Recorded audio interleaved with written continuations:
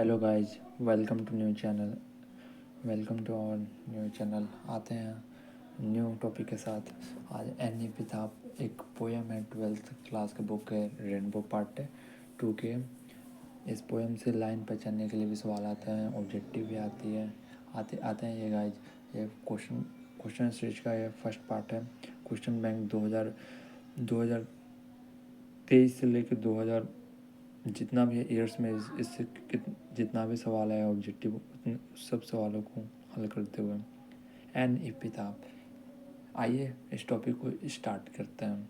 N इपिताब, N इपिताब का मतलब क्या होता है? आगे इसी चीज मानना है। एन इपिताब मतलब समाधि लेख, यानी समाधि लेख मीन्स किसी खबर के ऊपर किसी का समाधि लिखा हुआ रहता है। जैसे मीन्स क्या कहा जाता है, जब कोई डेथ कर जाता है उसी के जैसे हमारे महात्मा गांधी हो गए, सुभाष चंद्र बोस, उनका डेथ कर गए होंगे, उनके राजघाट पे क्या कहते हैं लिखा हुआ है कि ये अच्छे क्या क्या किए थे, किस चीज़ से बिलोंग करते हैं, उनका कब जन्म हुआ है, वगैरह वगैरह, उसी के बारे में। आइए फर्स्ट क्वेश्चन को देखते हैं guys.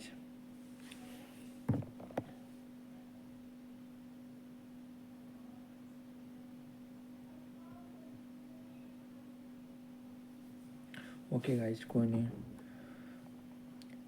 Walter de la Mare belong to Walter de Mare जो थे वो किस सेंचुरी से बिलोंग करते थे? ए 19, बी 20, सी 18 और D 17। Walter de la Mare को सेंचुरी मीन्स क्या कहता है, उनका जन्म कब हुआ था? 1823। उनका डेथ कब हुआ था? 1953। ठीक है गाइज, ऐसे याद करना चाहिए। और सेंचुरी निकालने का आपको ट्रिक बता रहे हैं गाइज। सेंचुरी निकालने के लिए जैसे इनका 95th में डेथ हुआ तो ये 19 है, 19 में से 1 घट गया तो यानी सेंचुरी मिल गया। 19 में से 1 गया 18। इसमें देखते हैं गाइज, 18 ऑप्शन में है गाइज। हाँ देखिए आंसर सी होगा, ये 18 सेंचुरी। ये सब ट्रिक को याद रखिएगा, एग्जाम में बहुत काम देगा। क्योंकि सेंचुरी हर एक कोई दिमाग में नहीं है सेंचुरी अभी क्या कौन सा सेंचुरी चल रहा है, ये बहुत कोई को नहीं पता है। सब चीज़ देखना चाहिए। ये देखिए सेकंड क्वेश्चन को देखा जाए। And when I crumble who will remember is written by. ये देखिए 2023 में आया हुआ है क्वेश्चन है हुआ। एंड व्हेन आई क्रम्बल, जब मैं मर जाऊंगा तो तुम्हें कौन याद करेगा? ये किसने बोला? ये यानी पिताब जो पोयम है वो किसके द्वारा लिखा गया? ये चीज़ बात को समझ लें। ये पोएट से भी सवाल पूछता है, पोएट्स का कब बर्थ हुआ कब डेथ हुआ, ये चीज़ भी याद करना है। और वाल्टर डी ला मेयर, ये याद रखिए, वाल्टर डी ला मेयर ये पोएट है, एनी पिताब पोएम के राइटर हैं। वाल्टर डी ला मेक्स, ये हो गया सेकंड क्वेश्चन का आंसर हो जाएगा। When I crumble who will remember is written by Walter de la Mare, option number D. ठीक है, थर्ड नंबर देखते हैं। Walter de la Mare makes aware of first inhumation of modern life, inhuman condition of modern life, poverty, dreams and London life. यानी Walter de la mayor वो किस चीज़ से अवगत कराना चाहते हैं, वो जो कवि हैं किस चीज़ से अवगत कराना चाह रहे हैं? तो यहाँ पर देखिए ऑप्शन नंबर वो ए होगा थर्ड का, inhuman condition of modern life, यानी अक्षरिष्टा का वो बताने के क्या कहते हैं कि ह्यूमन में beauty is not important, beauty is not permanent, beauty is not elastic, beauty हमेशा के लिए, सुंदरता हमेशा के लिए नहीं होता। आइए फोर्थ क्वेश्चन को देखते हैं। Walter de la Mare was born in the year of. Walter बोलते ना, ये क्वेश्चन हम निश्चित पूछा हुआ, देखिए 2019, 20, 17, 18 सब में पूछा गया। वाल्टर डी ला मेयर का जन्म कब हुआ? वाल्टर डी ला मेयर को जन्म कब हुआ ये चीज़ याद रखिए, 1873, option number C. An epitaph deals with beautiful, ये भी पूछा जाता है एन एपिटाफ किसके बारे में लिखा गया, ये किसके बारे में? देखिए दो ऑप्शन में आपको कन्फ्यूजन होगा। बिलव्ड, बिलव्ड मीन्स होता है प्रेमिका। देखिए ऑप्शन बिलव्ड है, बिलव्ड नहीं है तो बिलव्ड मीन्स क्या कहते हैं प्रेमिका। प्रेमिका क्या होगी, गर्ल्स होगी कि लेडी होगी? तो ये लेडी के बारे में बताया जा रहा है क्योंकि वो लेडी डेट कर चुके हैं, इसी चलते an epitaph deals with beautiful lady, lady के बारे में बताया जा रहा है। The lady mention in the poem an epitaph belong to, ये जो लेडी जो उस पोएम में थी वो किस किस जगह से बिलोंग कर रही थी। यानी पिताब जो पोएम में थी वो जो लेडीज थी ना वो किस कंट्री से बिलोंग कर रही थी, ये आपको बताना। तो ये देखिए नॉर्थ कंट्री, वेस्ट कंट्री, देखिए option number D south country, वो साउथ कंट्री से बिलोंग कर रहे थे। 7 number question, the poetic device which is use to in the poem an epitaph is, यानी जो पोएटिक डिवाइस, ये भी पूछा जा सकता है पोएटिक डिवाइस लाइन दे दिया जाएगा, इसका बताइए कि पोएटिक डिवाइस क्या होगा। Metaphor, personification, simile, ambiguity. Option number D ambiguity, करुणता का भाव वही हुआ। The term crumble is in the poem an epitaph, ये भी पूछ सकता है, वर्ड मीनिंग भी पूछा है। जो क्रम्बल मीनिंग है इसका मीनिंग बताइए।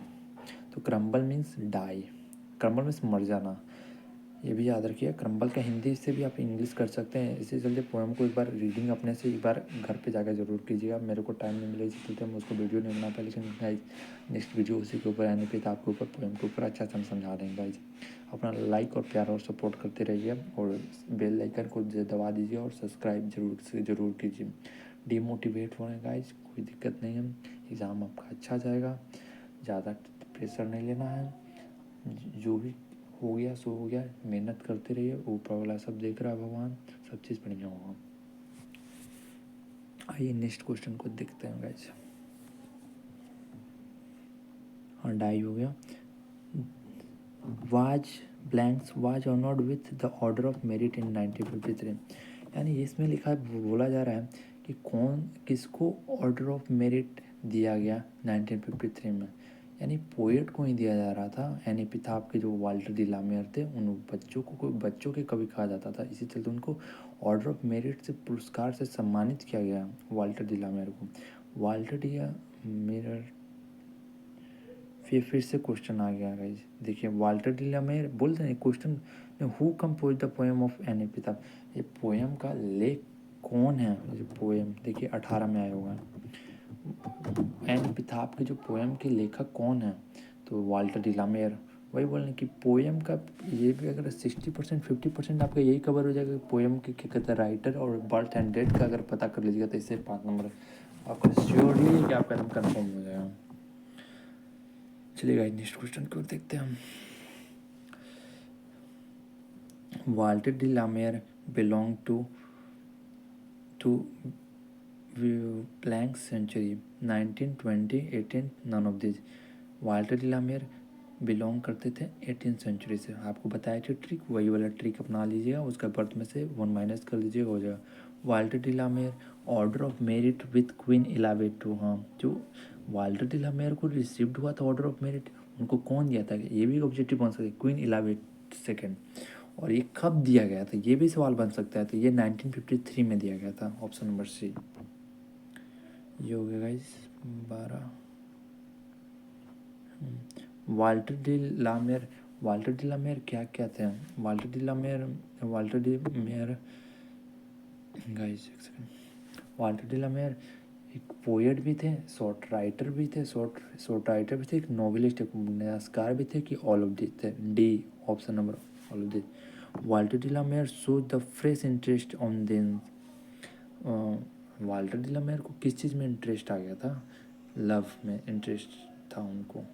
वाल्टर डी लामेयर इज रिटन, ये कौन सा पोएम लिखे थे, वाल्टर डी लामेयर को एक क्या कहते लिखे हुए थे N epitaph, option number.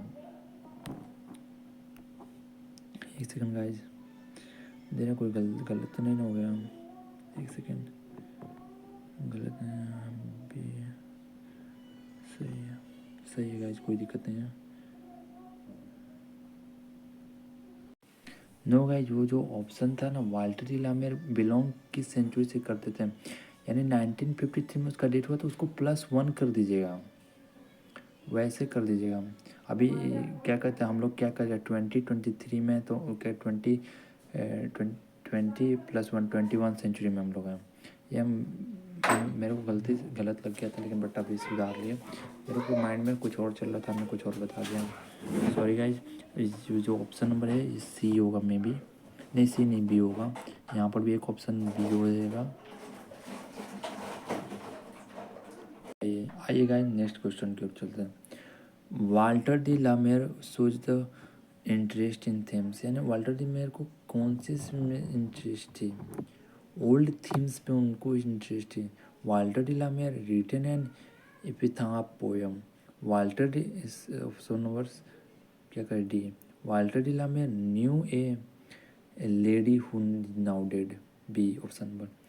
In Walter de Mare there is note of क्या कहा जाता है, मेलाचोनी। सी, यहाँ पर भी शायद गाइज नहीं, सही है, सही है, मेलाचोनी हो गया, ये हो गया, सही है। The poet thinks that loveliness option number C 19। The lady who died lies in grave, ये भी पूछा जाएगा। Here is the lies in the lady, यानी यहाँ पर कब्र के नीचे। ग्रेव्स मतलब कब होता है, टॉम मतलब भी कब होता है, यानी ऑप्शन में देखिए ग्रेव भी होगा क्या टॉम भी होगा। 20 number question. Light of deep and heart she is taken from an epitaph, ये देखिए लाइन पहचानने के लिए आया गया। Option number C. When I crumble who is remember is taken from an epitaph, ये भी लाइन पहचानने के लिए क्वेश्चन है। ये वेरी वेरी इंपॉर्टेंट है। In which poem does not poet express the feeling for beautiful lady an epitaph. Which poem does the, ये option number C हो गया। Who wrote the price why island Christian, ये option Bristol Russell हो, but क्या करें, ये दूसरा chapter का क्वेश्चन है, इसको नहीं करेंगे। 24 number. However rare it be and when I crumble it is taken from an epitaph. Line पहचानने के लिए गाइज ये सब चीज़ आप कर लीजिएगा। और क्या कहते हैं, लाइक और सब्सक्राइब, अगर अच्छा लगे तो थैंक यू, अच्छा लगे तो लाइक और सब्सक्राइब ज़रूर कीजिएगा, क्योंकि हम लोग क्या कहते हैं, बहुत सारे बच्चे बोल रहे थे कि वीडियो आप कंटेंट डालिए सर, कंटेंट डालिए, कंटेंट डाल रहे हैं बेटा, लेकिन बट लाइक और सब्सक्राइब जब तक नहीं मिला तब तक हम लोग मोटिवेट नहीं होगा। लाइक और मोटिवेशन से ये सब चीज़ चलता है, आप लोग समझ सकते हैं। आप लोग कुछ बताने की ज़रूरत नहीं, बट फिर भी आप लोग मेहनत करते रहिए, अपने भगवान के ऊपर भरोसा रखिए। अगला टॉपिक होगा ग्रामर का टेंस पार्ट 2, और इसको क्या कहते हैं, एपिथाफ पॉइंट ऑब्जेक्टिव हो जाएगा। इतना ही के बीच में ऑब्जेक्टिव आएगा, इसके अलावा कुछ नहीं होगा। थोड़ा सा एरर हो गया था गाइज, उसके लिए माफ़ी चाहते हैं। थोड़ा सा गलत ऑप्शन टिक मारा गया था, हम भी कन्फ्यूज थे, बट आगे चल के सुधार लीजिएगा। वो दिक्कत हुआ था यहीं पे। वाल्टर डी लामेर क्या कहते थे, किस किस सेंचुरी में थे, तो वही century means option number B होगा, यानी 1956 में उनका डेथ हुआ था। 19 + 1 20 सेंचुरी, यानी +1 हो जाता है, जहाँ पर सेंचुरी निकालना होता है उसको +1 कर दो। यहाँ पर ऑप्शन नंबर 11 में भी 20 सेंचुरी होगा गाइज। ठीक है गाइज, ये हुआ पूरा ऑब्जेक्टिव कंप्लीट हो गया। यानी एपिथाफ का अगला शॉर्ट और लॉन्ग करते हैं गाइज। ठीक है, मिलते हैं नेक्स्ट वीडियो में।